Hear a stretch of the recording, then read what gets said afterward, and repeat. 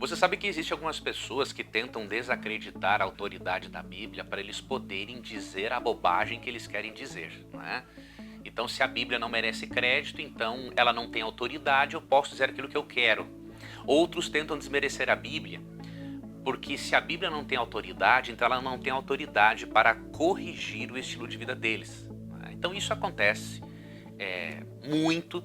E um crítico enviou para o nosso canal no YouTube um texto, de forma privada ele enviou, um texto para tentar desmerecer a autoridade da Bíblia. Você sabe que a Bíblia ensina que desde o início Deus estabeleceu o sistema de sacrifícios como um recurso didático para que eles pudessem aprender que para eles viverem e serem salvos, um substituto deveria morrer.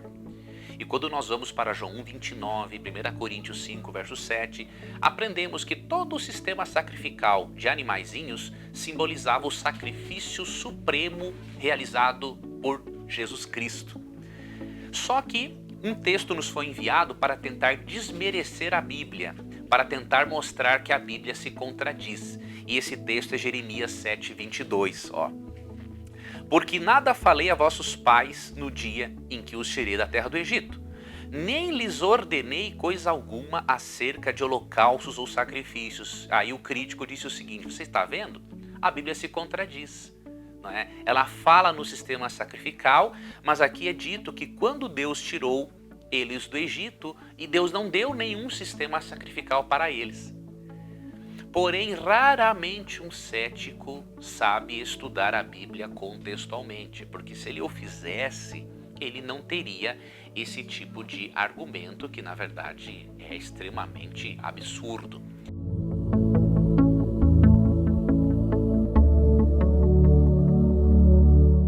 Vamos ler aqui, antes de eu explicar Jeremias 7:22, vamos ver o que o próprio profeta Jeremias pensava acerca dos sacrifícios, se eles foram ou não criados por Deus e se foi ou não algo importante. Vamos ler então Jeremias 31, versos 17 e 18. O que o próprio Jeremias dizia acerca da existência de holocaustos e sacrifícios no sistema de adoração.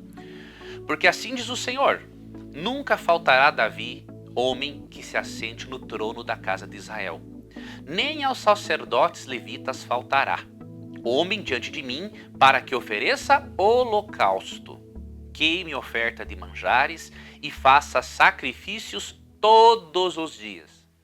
Aqui é o próprio Deus dizendo e o próprio profeta Jeremias relatando. Mas Leandro, então a contradição continua, porque no capítulo 7:22 diz que Deus não tinha pedido sacrifícios. Na verdade, isso aqui não deve ser tomado literalmente, isso aqui é um paradoxo. Deus utilizou-se do recurso do paradoxo e se utiliza para destacar um ponto. Deus está utilizando aqui o recurso do paradoxo. O recurso do paradoxo tem o propósito de citar duas coisas aparentemente contraditórias, mas para destacar aquilo que é o mais importante no discurso. E o que é o mais importante no discurso? Aqui no contexto você vê no versículo 3 o seguinte: assim diz o Senhor dos exércitos, o Deus de Israel: emendai os vossos caminhos e as vossas obras, e eu vos farei habitar neste lugar. Então o que Deus faz? Ele cria um paradoxo. Aparentemente ele não exige sacrifícios, e aí ele fala no contexto que na verdade ele quer é que eles mudem de vida. Então ele cria o paradoxo para destacar o mais importante, dizendo o seguinte: o que é mais importante para mim não são os sacrifícios que vocês fazem. O mais importante para mim é que por meio dos sacrifícios vocês aprendam que além de eu ser o salvador de vocês, eu quero mudar a vida de vocês.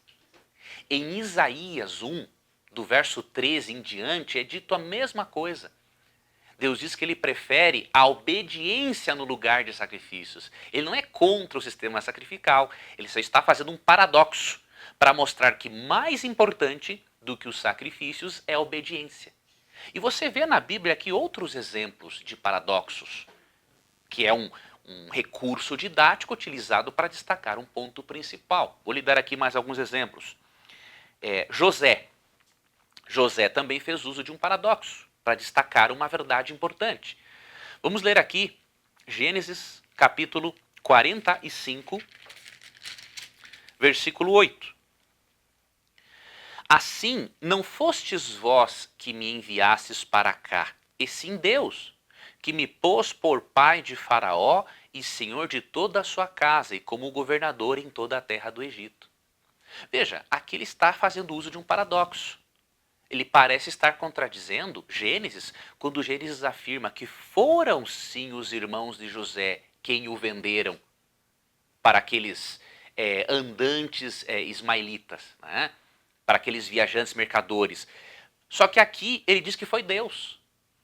Então ele cria um paradoxo para destacar o seguinte: mesmo que vocês tenham me vendido, Deus permitiu que isso acontecesse, porque Deus está no comando de todas as coisas. Então, este é um recurso muito comum no texto bíblico, o paradoxo. Não é contradição, é só um paradoxo. E um outro exemplo que eu vou ler aqui para você se encontra. Existem outros, ok?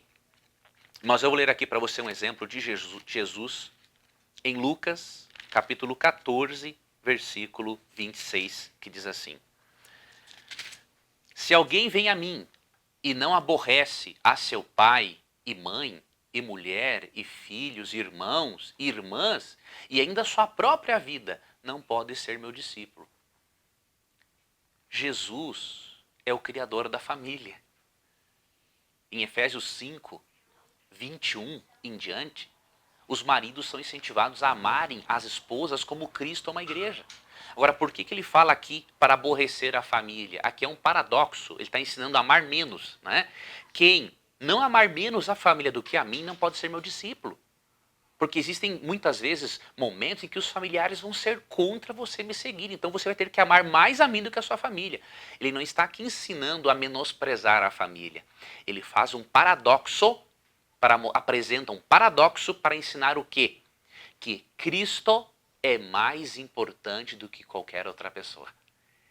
Então, meu amigo cético, você que usou Jeremias 7, 22, estude mais a Bíblia para não dar esse tipo de bola fora. Você não é obrigado a crer em Deus. Você não é obrigado a ter a Bíblia como regra de fé e prática.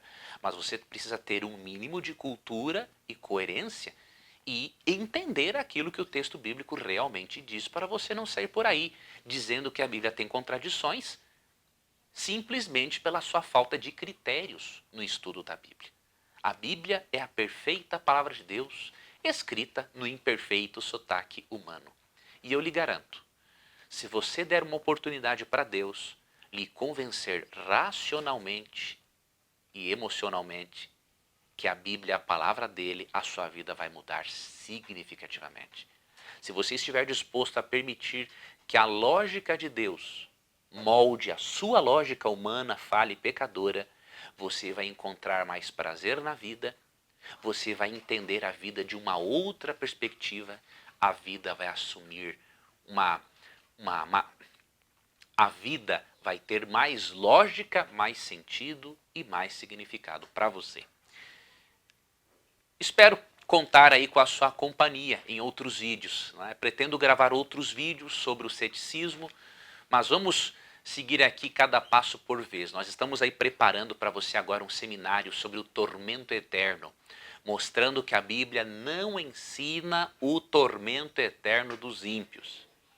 E esse vai ser um assunto importante também para os ateus, porque infelizmente muitas pessoas se tornam ateus por causa dos próprios cristãos. Quando os cristãos ensinam, por exemplo, que um Deus de amor, para satisfazer a sua justiça, tem que atormentar eternamente alguém num lago de fogo. Veja, por exemplo, esse comentário do José Felipe Santos, que está lá no meu canal no YouTube. Suponhamos que Deus não exista. Então os assassinos, estupradores, ditadores, políticos corruptos gozam a vida toda com suas maldades e um dia morrem e vão para o mesmo lugar das pessoas boas e altruístas que ajudam e se sacrificam para ajudar os que precisam? Eu tenho fé e esperança em Deus. Que comentário interessante. Nos mostra que a existência de Deus e uma punição e uma recompensa são necessários, porque se não fosse assim, qualquer um de nós poderia viver de qualquer jeito e no fim das contas todo mundo ir para o mesmo lugar que a sepultura. Mas existe um Deus, existe uma justiça, existe uma recompensa. E você vai ver isso no decorrer dos nossos próximos vídeos e no decorrer do seminário também sobre o tormento eterno. Convido a você a assistir. Então, esse seminário que eu estou preparando vai ser bom para cristãos, para ateus perceberem que a justiça de Deus sempre é acompanhada do seu amor. Um abraço carinhoso e até um próximo encontro.